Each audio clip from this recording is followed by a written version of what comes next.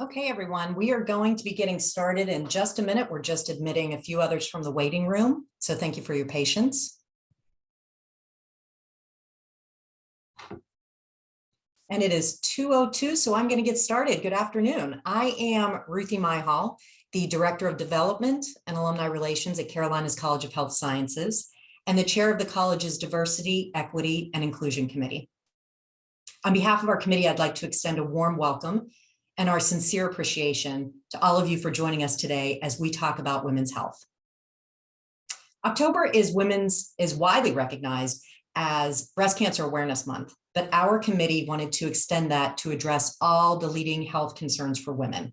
According to the CDC, the top 3 leading causes of death for women in the United States is heart disease, cancer, and stroke. And today, we have assembled a panel of experts in each of those fields, along with mental health. Our program will consist of a moderated question and answer session with our panel, followed by an opportunity for you all to submit questions that our panel can address later. Some details to note before we get started. Today's event will be recorded, and the link will be sent out later this week. Your camera and microphone should have been automatically turned off upon entry. If not, please do so at this time, and we ask that those remain off throughout the program. We do encourage you to submit questions or comments in the chat feature at the bottom of your Zoom screen. And like I said, we will address as many of those questions as we can while time permits. I will now turn it over to my fellow DEI committee member, Cynthia Peace, who will introduce our panel. Cynthia? Thank you, Ruthie. It is my pleasure to introduce our esteemed panel of subject matter experts for today's program. First, we have Sterling Hammond. Sterling is a licensed marriage and family therapist with Atrium Health, Northeast Psychiatric Services. He is originally from East Providence, Rhode Island, and has been with Atrium for 21 years. As a psychotherapist, he works with patients ages 12 through adulthood, providing individual, family, and couple therapy in efforts to meet the unique needs of each patient. He typically takes a various approach to treatments using elements of cognitive behavior therapy, family system therapy, reality therapy, insight orientation therapy, motivational interviewing, solution focused therapy, and DPT. For today's program, Sterling will be discussing women's mental health and wellness. Next, we have Diane Holmes. Diane is a heart transplant and VAD nurse practitioner with Sanger Heart and Vascular Institute at Atrium Health. She has a BS in biology from College of Charleston, a Bachelor's of Science in Nursing from UNC at Charlotte, and a Master's of Science in Nursing from Ball State University. She started her career in healthcare in Columbia, South Carolina, and then relocated to Charlotte to work at Atrium, Maine, as a new grad nurse in 2007. During her career with Atrium Health, she has worked as a bedside nurse, clinical supervisor, and now a nurse practitioner. She is a certified health failure nurse and a certified clinical well-being advocacy counsel. She was recognized as a 2019 Patient's Choice Award as top performing APP for the entire Atrium nurse system. She has been on the board of the Metro Atlanta Coalition of Nurses of Charlotte, AHAC Scholars, and she is a Diamond Life member of Delta Sigma Theta sorority. Outside of work, Diane enjoys traveling, reading, movies, and spending time with family and friends. Today, Diane will be discussing women's heart health. Our next panelist is Kayasith. Kia is an acute care nurse practitioner at Levine Cancer Institute. She studied at Vanderbilt University in Nashville, Tennessee, completing an accelerated bridge program with earning a master's and being an acute care nurse practitioner. After graduating in 2014, she relocated to Charlotte to complete a one-year advanced practice provider fellowship with Atrium Health, specializing in hospital medicine. She was accepted into a permanent position after finishing the fellowship and worked for the hospitalist group for 1 year before transcending into oncology, where she currently divides her time between the outpatient breast cancer clinic and inpatient hemoglobin oncology service. Kia will be addressing women's health care and prevention today. And finally, we have Dr. Chris Leon Guerrero, or Dr. G, as he likes to be called. Dr. G is a neurologist who specializes in stroke and currently serves as the outpatient stroke director of Atrium Health.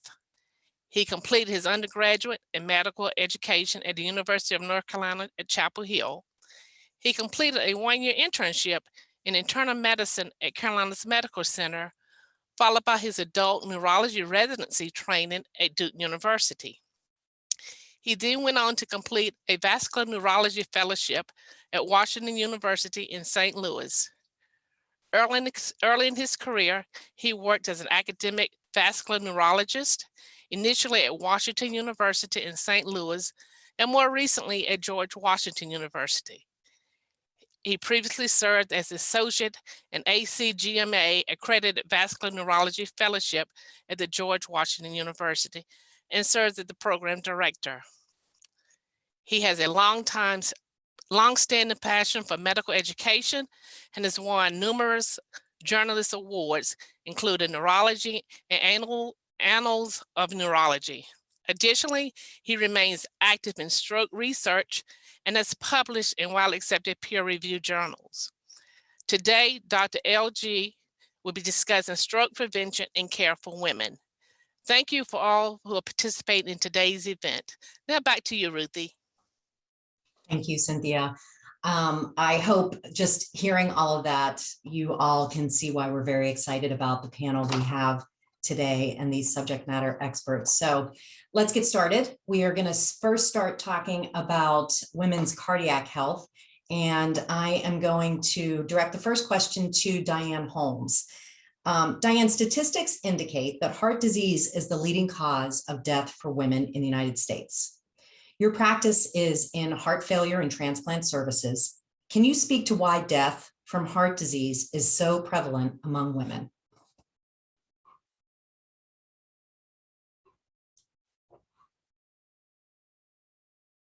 Diane, you may be on mute.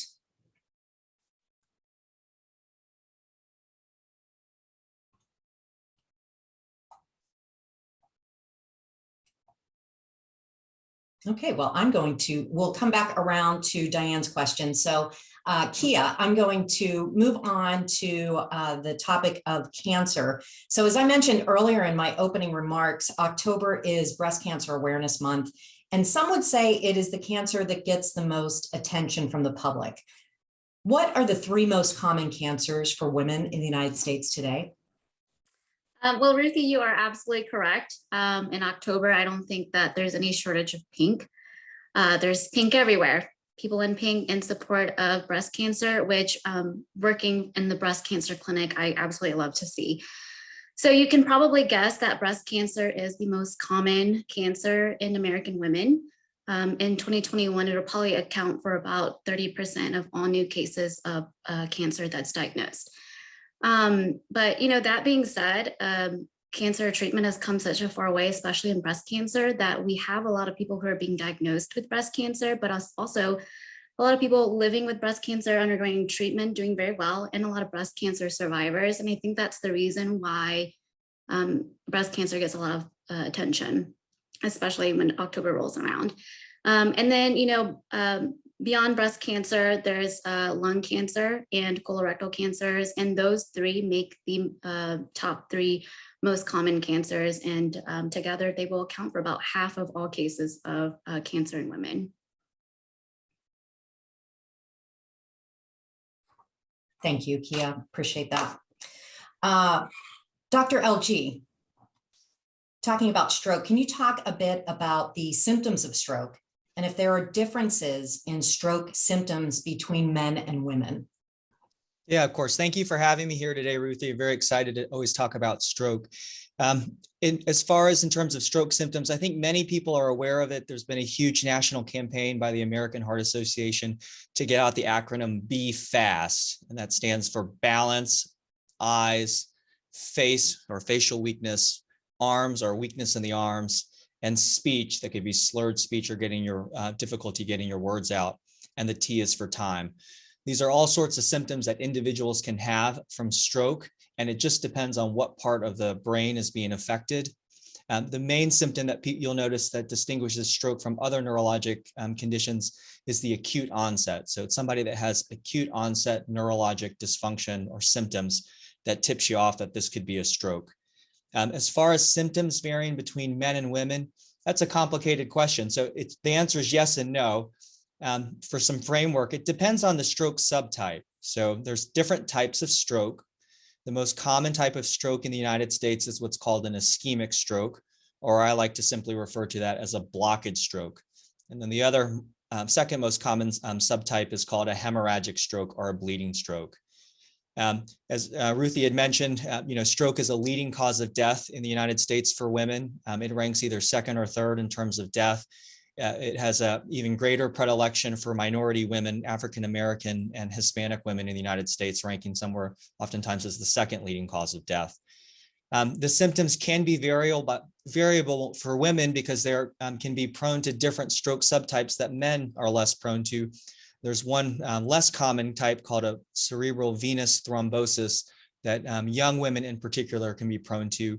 And rather than have those typical stroke symptoms that I was mentioning with that Be Fast acronym, sometimes they can just present with a severe, unrelenting headache that persists, and it can be associated with conditions or things that are unique to being a woman, such as estrogen, pregnancy, and other various factors like that.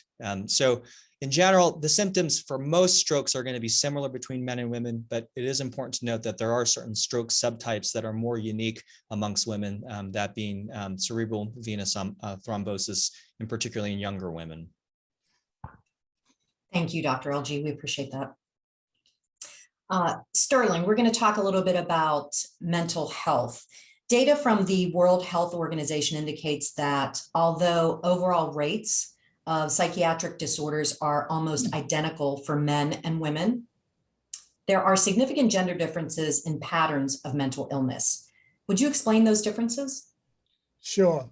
I first like to say that there's a really good article presented by the World Health Organization called Gender in Women's Mental Health. And I would encourage you to read that article. It's pretty informative.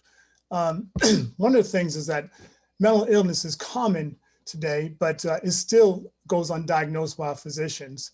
A lot of that is because patients are just reluctant to disclose that they have mental illness.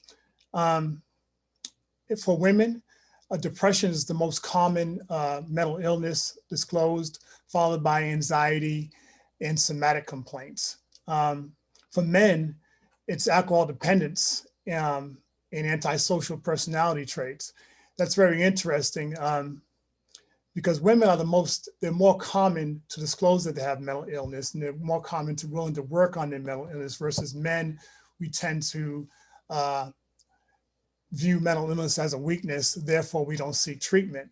But then you look at that and you say, well, men have alcohol issues, antisocial personality issues. And I wonder if we would go in and actually address issues like depression and talk about what's going on with us, maybe a reduction in alcohol dependence and antisocial issues.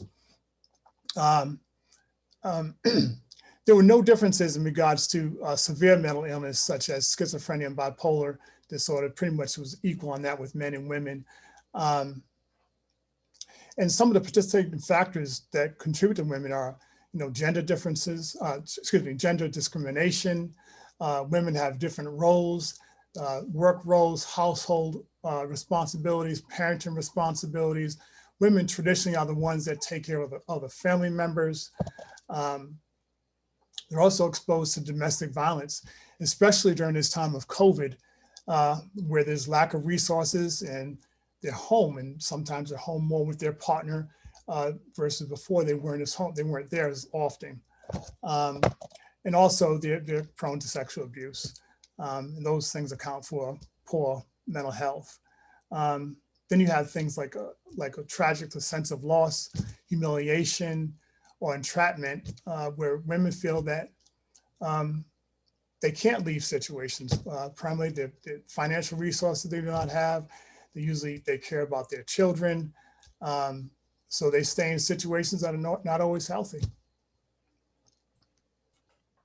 Thank you, Sterling. I think, it feels like we've come a long way with mental health, but we have so far to go with removing the stigma and the negative thoughts around it, which is why we're so thrilled to have you as part of this panel as well, because, mental health is such a challenge that stretches so broadly, physically and for so many individuals. So we definitely want to make sure we cover those issues as well. Glad to be here.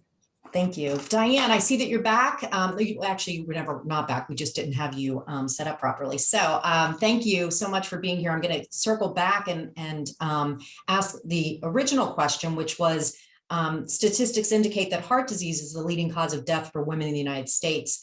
Your practice is in heart failure and transplant services. Can you speak to why death from heart disease is so prevalent among women? Thank you all for having me here. I've been doing cardiology a long time, and it is a passion. And I can say, just to speak from the heart, I think the challenge with women and what I've seen in practice is that, as women, we focus more, as mentioned before, on our domestic responsibility, And so we're so focused on taking care of other people, whether we're wife, mother, teacher, career. We don't take the time to educate ourselves, for one, or pay attention to the signs that are there. So I don't know if any of you know, there is an organization called Go Red for Women that focuses on heart disease and heart health and heart education for women. And I think it affects us more. It's just because we don't take the time to notice the system or symptoms or educate ourselves on the risk.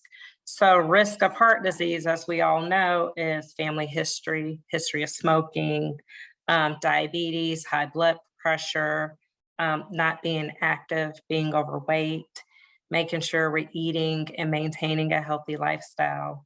And then, with that, not addressing those issues because of our other responsibilities in life, it increases our risk. And women, heart disease for us presents differently. Physiologically, it is a little different. So to break it down, men typically, if they develop coronary disease, it's more of the larger coronary vessels and atherosclerosis or plaque buildup that we often hear about, so coronary artery disease. But women are more prone to develop microvascular disease, which is disease of the small arteries or smaller vessels around the heart that branch off from those larger arteries. So it's not necessarily plaque buildup, but there's damage due to inflammation, spasms that lead to decreased blood flow to the heart. So the way the disease does affect us is different. And if we as women don't take the time to educate ourselves and know those things, then of course it's going to affect us differently. To put in perspective, heart disease and stroke cause 1 in 3 deaths among women each year, which is more than cancer. And think about it, we are in October, which is Breast Cancer Awareness Month, but how many people really get involved in February when it's Heart Awareness Month and bringing that attention? So I think it's just education. And if we can educate ourselves and take care of ourselves, then maybe we can have that prevalence go down.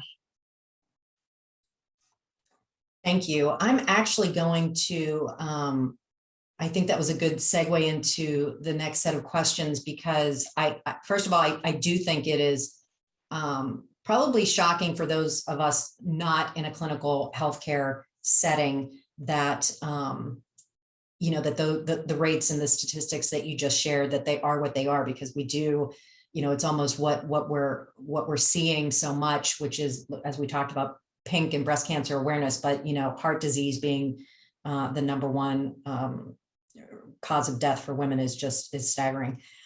So I will ask you, if, can you talk about the symptoms and how heart disease presents differently in men and women? I would love to. So we all know the typical, heart attack. They'll tell you left arm pain, jaw pain, of course, chest pressure, feel like there's an elephant sitting on your chest and shortness of breath. Those are the typical signs for men. But, as studies and research has gone, they found that women experience, in addition to those, or sometimes separate from those, nausea and vomiting. Think about how many days you just wake up feeling nauseated. We also feel lower back pain a lot of times, or even upper back pain. And the pain or pressure in the lower chest and upper abdomen versus just that central right here in the middle of your chest where it feels like an elephant sitting on it. Indigestion, fainting, extreme fatigue are some other symptoms that women experience that are separate that men may not necessarily experience.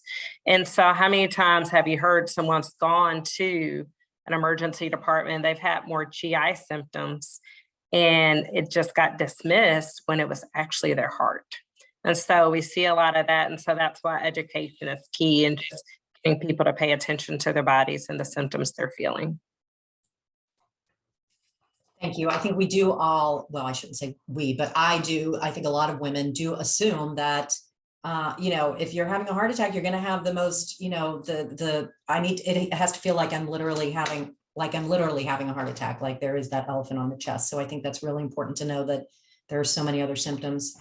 Kia, when it comes to cancer, are there gender differences in cancer susceptibility, and does it vary by different types of cancer? So obviously there are differences in anatomy between men and women. And so, men get prostate cancer and women get ovarian and endometrial cancer. But, even beyond those simple differences, there are differences in actual susceptibility. In general, I think men are at higher risk for developing cancers across the board. Things like bladder cancers, and then also a lot of the bone marrow cancers like multiple myeloma, myelodysplastic syndromes, those types of things, men are probably a little bit more likely than women. Women, on the other hand, tend to get more cancers like thyroid cancers and, of course, the breast cancers. Breast cancer simply because they have more breast tissue and therefore more breast cells that have a higher potential to become cancerous. And they're also exposed to more of those hormones that put them at risk, like estrogen and progesterone. But even when we look at the cancers that occur commonly in men and women, there's differences there as well. So I said earlier, lung and colorectal are common in women. Well, they're also in the top 3 common cancers in men as well. But lung cancer is a little bit more likely to affect men. And then when it comes to colorectal cancers, it kind of depends on the location. So men are more likely to get a left-sided colon cancer, whereas women are more likely to get a right-sided colon cancer. And right-sided colon cancers tend to have a little bit, be a little bit more severe of a disease. So there are differences, and it does depend on the type of cancer when it comes to risk and susceptibility. And I think the risk is probably, yes, related to anatomic differences, but also differences in men and women, like at the cellular level. So. Okay, great, thank you. Yeah, I know it was always surprising about men and breast cancer because everyone just assumes it's just women who are diagnosed with breast cancer. And while I know it's not the prevalence, it's still shocking. Dr. LG, there is overlap in risk factors for heart disease and stroke. Are there any risk factors that are just unique to stroke? Yeah, it's a great question. So almost all of the risk factors for stroke are essentially the same risk factors for cardiovascular or heart disease, things that you guys are probably aware of, such as high blood pressure, high cholesterol, diabetes, smoking, sedentary lifestyles. And so all of those things that impact heart health also impact the risk of someone having a stroke. There are a few unique risk factors in particular, for this panel, in particular for women, and things that people oftentimes overlook. Pregnancy obviously is a unique thing for women compared to men. And just the state of pregnancy, women do have an increased risk of stroke during that time period. And it's both stroke subtypes. So it's both bleeding strokes or hemorrhagic strokes, as well as ischemic strokes during pregnancy. Another interesting and kind of odd risk factor is migraines, and a particular type of migraines called migraines with aura. And these are more prone in women compared to men. And we do know that people that have migraines with aura have a twofold increased risk of stroke in their lifetime. Again, it's poorly understood why, but we just have observed that migraines with aura increase your risk of stroke. And for women in particular, if you're on oral contraceptives that contain estrogen and you have migraines with aura, that can actually precipitate or increase your risk for stroke. And then, add on smoking, those three things together. So smoking plus an estrogen-based oral contraception and having migraines with aura really increases your risk of stroke. Another thing that can be a unique risk factor for stroke, in particular for women, is a condition called pre-eclampsia. That's a complication during pregnancy where a woman could have high blood pressure. They may have abnormalities in their kidneys where they're spilling protein into their urine. On neurologic examination, they may have brisk reflexes. And in the most severe cases, that can lead to seizures. But interestingly enough, that if you've had that condition in your lifetime, it actually increases your lifetime risk of stroke by 14 to 15-fold. We think it's probably because those women are at higher risk for eventually developing high blood pressure, and that being one of the more common risk factors for stroke. And then, it's a little bit paradoxical. So actually, women postmenopausal, it's during that time period, postmenopausal women, their risk for stroke increases. And in fact, older women's risk of stroke is actually higher than the risk of older men for stroke. And I think that's something that's a misconception, that women are really at higher risk for stroke, in particular after the postmenopausal period of time. So those are some unique risk factors for stroke, and in particular for women. Wow, I had no idea. That's fascinating. Sterling, we're going to move on to a question for you. The past 18 months have been exceptionally difficult due to the pandemic, and in particular for women with school-age children. Can you talk a bit about the mental health impact of COVID? Yes, the mental health impact on COVID for women has been significant. We can start off with our healthcare system, where women are the primary ones taking care of our COVID patients. And not only do they have to worry about the dangers of COVID of being infected themselves, but also coming home and infecting their family members. Also think that service-oriented jobs got affected by COVID. Those are things like restaurants, hotels, airlines, which were primarily employed by women, and that resulted in job loss or reduced hours. Due to virtual learning and having to virtual learning, women have had to multiple roles. Some have had to adapt to working from home, also having to take care of virtual learning at the same time. Stay-at-home moms, they no longer had that time during the day to take care of household responsibilities, to regroup, to pay bills. And then they never had time to prepare for when the children come home. I think that's had a significant impact.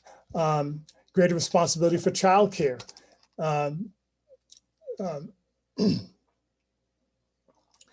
Family members were, due to stay-at-home orders, family members could not help. So they were this alone with the children without support system from family. And there was just a lack of resources available to help out.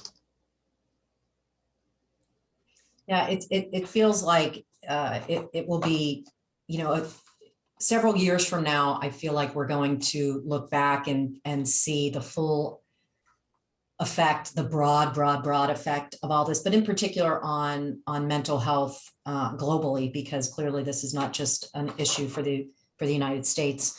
And it definitely has taken a toll. So, you know, we've talked a lot about symptoms and why this happens and how this can be presented in women and things. For a control freak like me, I like to know how I can prevent things. So this next set of questions is going to really to focus on that. So it can be, what can we do about this? So Diane, for heart disease, how best can women prevent or reduce their risk of heart disease? Well, as you said, women, we're control freaks, right? So if we know what we can do and how we can advocate for ourselves, we can take charge. And from a clinical perspective is know your numbers.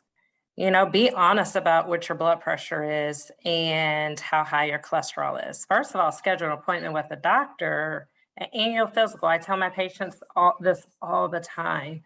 Go to get your annual physical. If you have health insurance, it's covered. At least start with the basics, you know, and don't be in denial about having high blood pressure. It is okay.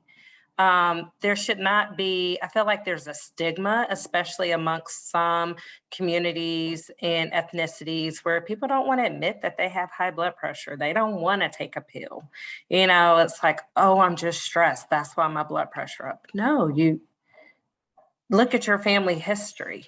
You know, from a personal aspect, I tell my mom this all the time. I'm like, no, you have high blood pressure. It's okay to take the pill. You know, let's keep you living and keep you going. So just being honest with your doctor, asking questions, make some lifestyle changes, quit smoking, exercise, even if it's 30 minutes a day. I tell people, I tell my patients, I don't expect you to go out here and run a marathon. Start with 10 minutes. Next week, push it to 15 till you get to the point where at least 5 to 6 days a week, you're walking for 30 minutes. Simple changes like that will make a big difference. Just being more active and reducing your stress, focusing on self-care, and then advocate for yourself. Know the numbers, know the risks, know the signs, educate yourself. And then honestly, just be honest with yourself about what you're feeling and what your body is experiencing, and then talking to your provider about that. Because like I think someone mentioned already before, oftentimes things are overlooked by other clinicians or providers when women are not feeling well. So if we know the differences, we can advocate for ourselves or advocate for others and be in a better state of health overall. Well, and I would think too, becoming a better advocate for yourself is one of the pieces of the puzzle to removing the stigma of so many things, not just mental health, like we had talked about, but as you were saying, there's, you know, the stigma of I have high blood pressure. Well, it has to be for a specific reason. It can't be because it's an ongoing challenge. And we all have to be a little better at that and not look at it as some sort of horrible flaw, but just a reality and how we can better manage that. Kia, since the majority of our audience is either current or future healthcare workers, since we do have students from Carolina's College of Health Sciences participating in today's event, what should we share with patients about cancer screening? If there is one thing that you can take from this talk today from me, it's to get cancer screening tests done if you are of age. Very, very important. So, I mean, if you are a future healthcare provider or, you know, not, let everybody know to get their cancer screening tests. You know, it's been proven that these screenings reduce the number of people who end up getting the disease. And it also reduces the number of people who die from those certain cancers, because the screening tests are intended for us to catch them early. And so early detection means that we have better treatment, sometimes more options, and therefore better chance of the treatment working, meaning cure. And so very, very important to get screening tests done. If you look at Previously we were talking about the 3 most common cancers in women: breast cancer, lung cancers, and colon cancers. There are screening tests for all 3 of those. Mammograms, of course, for breast cancer, and then colonoscopies for colorectal cancers. And even with lung cancers, if you are determined to be high risk, you can even get a low dose CT chest done to detect early lung cancers. And that's oftentimes, one lung cancer is one of those that if you find it, it's usually by the time you have symptoms, it's spread. So with that option now being available, if you are a former smoker or have environmental exposures that put you at high risk, you can have that done. So there's lots of tests, and just take advantage of it. And like Diane was saying, a lot of times if you have insurance, a lot of those tests are covered. Thank you. I think it's just so interesting. Again, I know we talked about it, but I think most people who are not in the cancer field in particular, but in a healthcare profession, are shocked to find out that lung cancer is so prevalent in women, and not necessarily due to smoking. So I think it's a real eye opener as far as the statistic goes. Dr. LG, there has been a national campaign to educate the public on identifying stroke symptoms and seeking medical attention sooner. It's all about the timing, and my understanding is there is a critical time window for some of the treatments. Because of this national campaign, have you seen improvements in symptoms onset to patients coming to the hospital? Yeah, Ruthie, you're absolutely right. So time is brain. The earlier you can seek treatment for stroke, the more likely you are to have a better outcome. I mentioned a little bit earlier, the American Heart Association has put this huge campaign out. You might have seen some of their ads on TV or online, but it's called Be Fast. And that just to say it again, that acronym is symptoms for stroke. B being balance, so someone has balance issues. E being eyes, for loss of vision or double vision or change in vision. F being face, so facial droop or facial weakness. A being arm weakness. S being speech. It could be slurred speech. It could be the inability to get your words out. And T is for time, reminding you that this is a time-sensitive diagnosis. I wish I could say that we've noticed sustained benefit from these campaigns from the American Heart Association. What has been observed is when they do put out these huge ad campaigns, we will notice a reduction in the time it takes for people to get treatment, briefly for a few months after the campaign. And shortly thereafter, within a few years or so, we notice that the times kind of go back to normal. Really educating loved ones, if you're going to seek medical care for a stroke, you got to call 911. Only about 2/3 of people that are having a stroke actually activate emergency response systems. And it's a lot of the critical work that EMS does before you get to the hospital that really gets everything prepped up so you can get acute treatment. Despite, it not having a huge impact, at least, what's being measured, we still got to do it. We still got to get the word out. Knowledge is power. That's why I attend these types of conferences. So you guys are all aware of those symptoms, educating your family members. If everyone just does their part, hopefully we can reduce the morbidity and harm that stroke causes. As far as women goes, the data has been mixed. It seems like, both genders seem to get acute stroke care about the same. There's always been a concern for older women in particular. They're more likely to be widowed, compared to and be in a single household. And you really do have to rely on somebody else calling 911 for a lot of the symptoms that people have for strokes. So, if you are a loved one or anyone that's having a stroke, you got to call 911, seek medical care as fast as possible. There really are amazing treatments for stroke, and just getting the word out there, as much as you can, will make a difference. Thank you.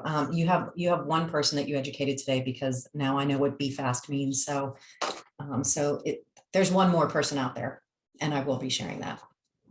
Sterling, do you have any suggestions or recommendations for self-care to improve women's mental health, or anyone's mental health, I should say?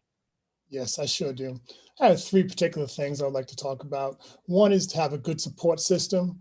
where you can tell a person or a group that you trust your worries.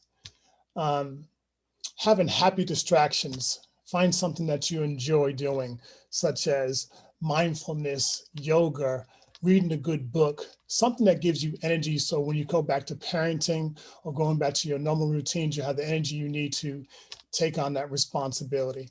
And third, I would say take care of yourself physically, be active, get proper rest, and eat well, eat healthy. And I think those things will help if you implement them in your daily routines. Thank you. I think, women in particular, especially women with families, we also need to remove the guilt of doing that self-care, because I feel like I hear from friends or other colleagues that, well, if I only had time to do that, and the reality is it's so terribly important. And I think that's something, again, going back to being an advocate for yourself and removing those negative thoughts I don't have time for that. Right.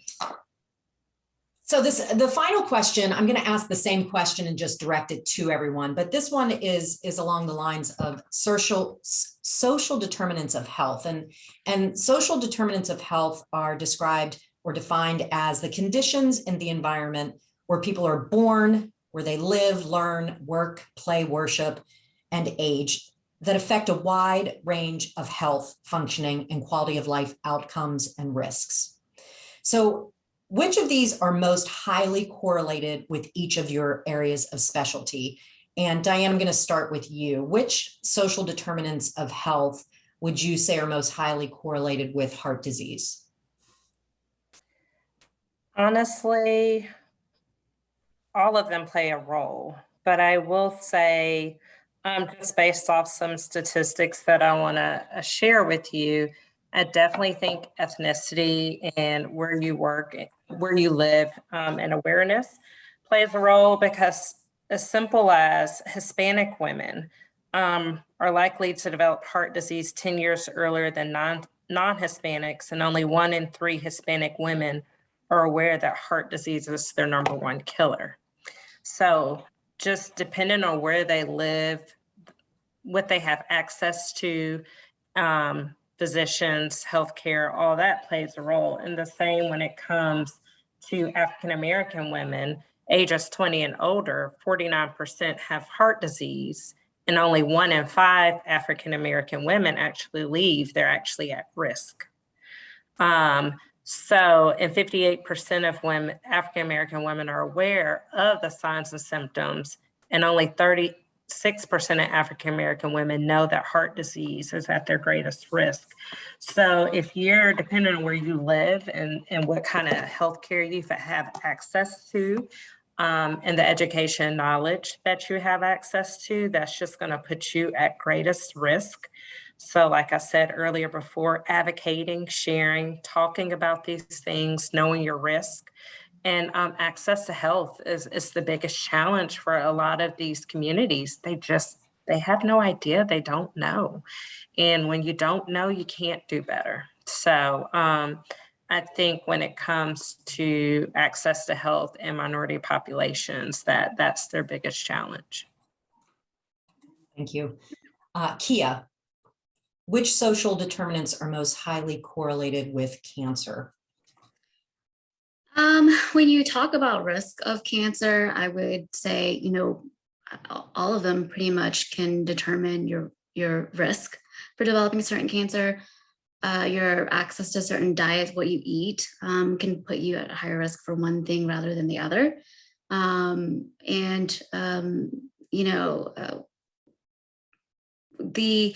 But I would say probably the financial stability is what impacts your outcome probably a little bit more for a cancer patients. And that's because going back to prevention and screening, our patients who are from higher household incomes are more likely to take advantage of those screening tests and therefore catch whatever cancer they have earlier and therefore have better treatments and cure. lower income patients are not going to do that, and therefore have cancers that are higher stage and more progressed, and therefore have worse treatment options or harder treatments to go through. And then, you know, once you get past diagnosis, there's also, you have to think about treatment. I am with medical oncology, so my first thought is about chemotherapy and immunotherapy. There's all these wonderful new drugs and options now, but they're very costly. And fortunately at Levine Cancer Institute, there's a lot of funding. And so a lot of times for our patients who qualify, some of that's covered. But even aside from the money cost of things, there's also the cost of time. Because treatment modalities for cancers include surgery. So if you have a surgery, you have to have time to recover from it. Radiation treatments are usually given over a period of weeks. And then there's, of course, the systemic therapies, the chemotherapies, immunotherapies, and those are usually given over a period of months. So you're thinking, you know, if you're going through treatment for cancer, that's a lot of time. And people who go through treatment don't do it alone. A lot of times they need people to, you know, take them back and forth to appointments, but also people to take care of them at home because they don't feel well.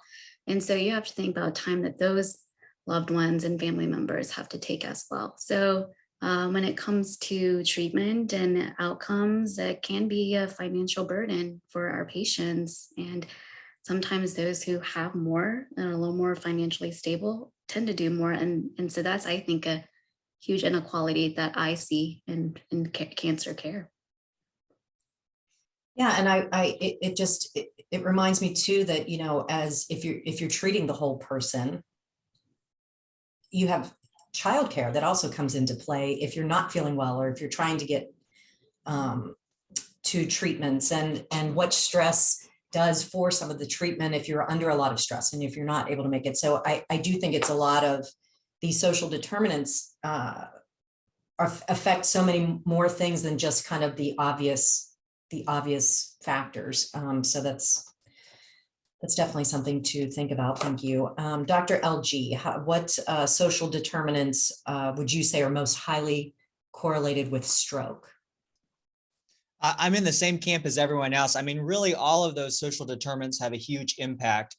And social determinants, I think, are often overlooked in the United States healthcare system. We oftentimes focus on pathology, disease, but you know, so much of these social determinants really determines people's outcomes for health-related issues.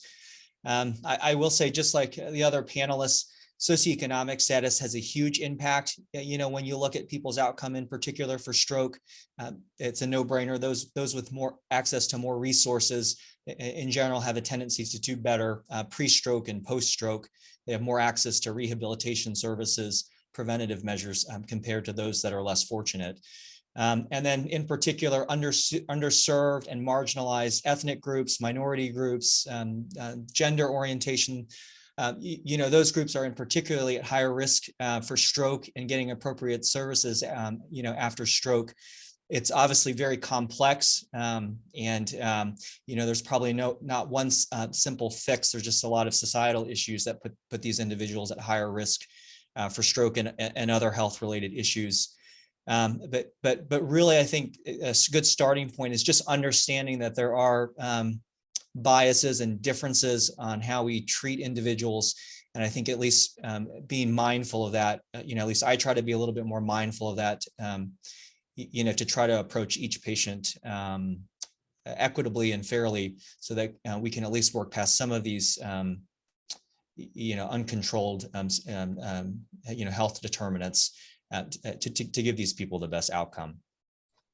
Well, and you know, at this event being hosted by the college's Diversity, Equity, and Inclusion Committee, it's obviously something that we have talked a lot about. We've even had some other events about healthcare disparities in, you know, in the country, in our area, in the Charlotte area, in our history and everything. But it's just a conversation that we as a committee feel so strongly about, because I think it's something that is not, it's becoming more, it is being talked about more now, but it's something that a lot of people never even really talked about or considered, that that these social determinants have an impact on the person and on your health and on your outcomes and on your treatment and how that all works. So we definitely wanted to address that.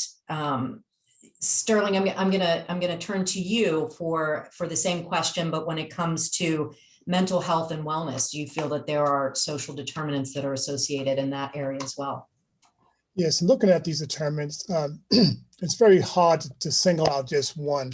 I know when I'm working with my patients, when I see them for the first time, these are things that we go over in session so I can determine where they live, who's there to provide supervision, what resources do they have? Do they have friends in the neighborhood? Are they isolated in a rural community, or they have access to people in a neighborhood? I've had patients who are from, for example, rural communities that did not have access to people. Therefore, they were stuck alone in one environment and not having access with a child, so to speak, but not having access to like adult conversation. So once I've been able to hook them up with a friend or a resource, or they get connected with the church where they have some adult interaction, their mental health improves because they have someone to talk to about what's going on with them. And they don't feel so isolated in terms of what's going on with them. It also can normalize some of the things that they go through. They can have someone else to talk to about if this is normal or not. And then a lot of times they find, hey, I'm not so bad anyway. They're going through the same type of problem. So I think these determinants are very important in the success of mental health. Great, thank you. I think that, again, it's such an important conversation, and one that we all hope continues, and that we can dive a little deeper into that. We do have a few minutes left in our program to address some questions from our participants. I don't know if it was, if I made it clear as far as in the chat. You can send any questions you have to me. I have a couple questions that did come through, but I'm not sure if you all have, if anybody else has a question, feel free to include it in the chat. But the first one we have is going to be for Diane. It's in regards to heart health, and this is from Tracy, and she asks, I have oftentimes read that diabetics do not feel heart attacks. What is the basis of this, and do well-controlled diabetics have to worry about having these silent heart attacks? Can you speak to that, Diane?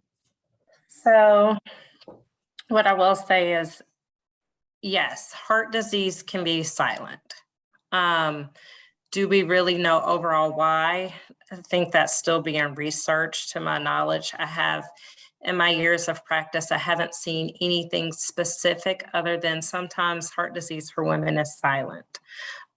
So doing the routine screenings, knowing the risk and the basics have kind of been what we have advocated for. So even if they are a controlled diabetic, it's still a risk factor. So I wouldn't necessarily absolve, I'm not at great risk for heart disease because I have my diabetes under control. I think getting with a specialist who understands, disease progress. I tell my patients all the time, we have specialists for everything, and I know it's hard seeing different doctors, but you wouldn't let your electrician fix your plumbing. So making sure that you're with a specialist that is going to help you navigate through the process and eliminate your risk. So not only having an endocrinologist, but as your risk factors increase, having a general cardiologist and just doing the routine screenings. I was talking to one of my female cardiologists about this, and she said the hard part is when it comes to women and heart disease is we didn't write the book. So a lot of the research is focused on men, and there are more men in these studies. So, as we bring more awareness to women and women's health issues, us as women have to get more involved so we can see the statistics and see how does this affect us differently, because it's not a lot of data out there. So that was a long answer, but hopefully, I answered your question. It's just we need more data, but we're still at risk. Yeah, it almost sounds like it's a complex issue, and there's no simple answer to a complex issue. So, Next, we have a question from CJ, and she asks, this is for Kia, sorry. How has the pandemic impacted preventative screenings such as mammogram? Well, actually, this could be for everyone, mammogram, stress tests, and how is this being addressed? So I'm going to first go to you, Kia, since that's the most, well, that's the one that jumped in my head, actually. So. Yeah. So when the pandemic first started in March, we didn't know what to do. And so all of our screening tests, unfortunately, did sort of fall by the wayside. Charlotte Radiology, who does the most mammograms for my patients, sort of just downsized and did mammograms for the people who needed it, absolutely needed it, meaning they had concerns and it wasn't just screening anymore. It was all diagnostics. And so it's much better now because we've realized that the pandemic's not going to end anytime soon and life goes on and cancer still happens. So we have to continue to do these screening. So, I mean, that's to say, yes, there was a period of time, I think, where a lot of the screening was lost, but that just means going forward, everybody needs to stay on top of their screening because I think there's a bit of a time crunch now. So staying on top of it. If you're supposed to get your mammogram once a year, make sure you have it scheduled before that year comes up so that you don't get delayed and you don't, wait 6 months out before you are supposed to have it. So you do catch it if there's something going on. So. Dr. LG, were there any screenings or any negative impacts from COVID when it in reference to stroke care? Yeah, so in the beginning of the pandemic, it was really scary because our volume dropped for acute stroke. And this was across the nation. This was probably the same for the cardiac folks, a reduction in individuals coming in with heart attacks, but we noticed it in particular for stroke. And we were concerned that people were having strokes because clearly that was going to keep happening, right? And they weren't accessing care. And that's been one of the biggest fears or collateral damages or secondary damages related to COVID is that, individuals could have had strokes and just didn't seek care when they could have potentially benefited from acute therapy. And I think that goes across the board, probably for, again, heart disease, for MI, people probably weren't readily accessing care because of fear of COVID, probably not getting cancer workup, cancer treatment, either because it was deemed elective or patients were scared to go to the hospital. And then in particular for mental health, right? Like, people with severe mental health issues running out of medications, not accessing care. But sorry, I'm talking for everybody. I'll speak for stroke. It was a huge problem and a huge concern that people weren't accessing care. And I get it. COVID's scary. It still is scary. Where things are getting better, but stroke is really scary too. And if your loved one's having a stroke, please call 911, get them the care that they need. Our hospitals are pretty safe. The nursing staff and everyone that's taking care of these patients is doing everything they can to keep people safe. And you don't want to miss opportunity in terms of, taking care of a loved one. Diane, do you have anything to add to that regarding heart health? And I co-sign what they said. This year has been tough. I feel like, because of COVID, people weren't coming in, or they were coming in when they were sick, when they were forced to come in. So our acuity definitely went up, which made it more challenging because, we were doing things differently because of COVID, but we definitely had a lot of sicker people because people just would not. There was plenty of patients when we were doing virtual visits, and we'll be like, I really need you to come in. I need to see you. But they're like, no, can we do this over the phone? I'm like, no, I can't. There's some things about a physical exam. We really, sometimes I think some people appreciate the physical exam. You look okay when I'm looking at you, but if I actually listen to you or see certain features, it makes a difference in how I'm gonna treat you.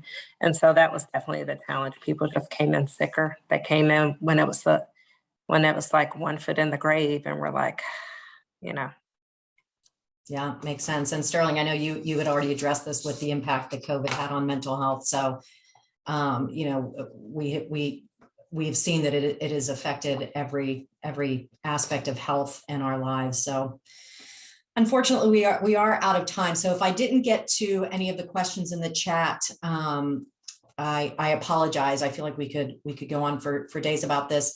I do hope everyone learned something. As I said, I learned the whole be fast thing, and I also love the analogy that I'm totally going to steal, that you don't have an electrician work on your plumbing. So why would you not go to a specialist? So I love that. On behalf of the Carolinas College Diversity, Equity, and Inclusion Committee, I would like to say a special thank you to our panel. You all were so wonderful, and we really appreciate you taking the time to do this. And thank you to each person who participated today in this important event.